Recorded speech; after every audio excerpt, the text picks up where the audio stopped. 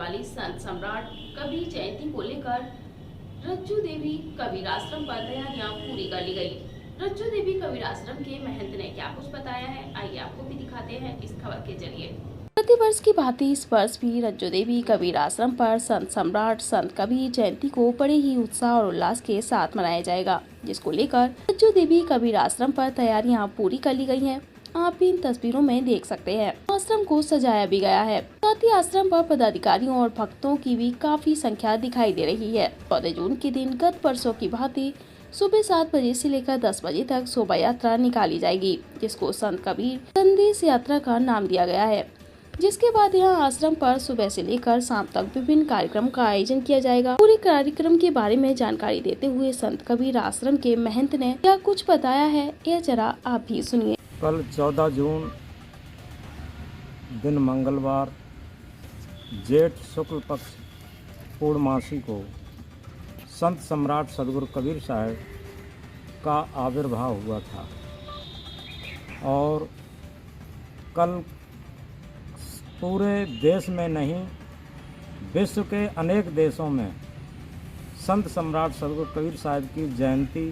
बड़ी धूमधाम से मनाई जाएगी। यहाँ मैनपुरी में निकट जिला अस्पताल रज्जो देवी कबीर आश्रम पर ये गत वर्षों की भांति कल 14 जून को विशेष कार्यक्रम रहेगा, जिसमें सुबह 7 बजे से 10 बजे तक शोभा यात्रा निकाली जाएगी, जिसे कबीर संदेश यात्रा के नाम से जानते हैं, जिसमें कबीर साहब के साखी शब्द जो हमें मजहबवाद से हटकर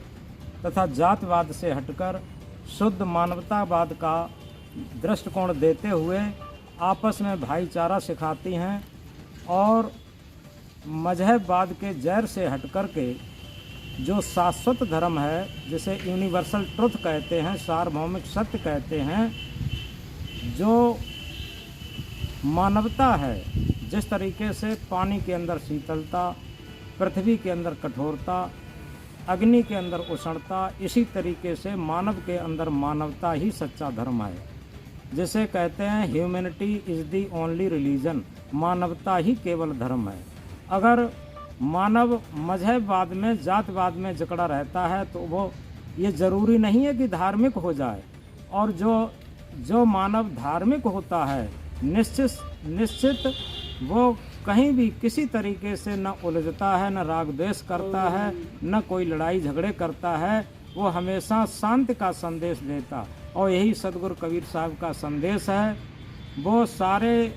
मजहबवाद से हट कर के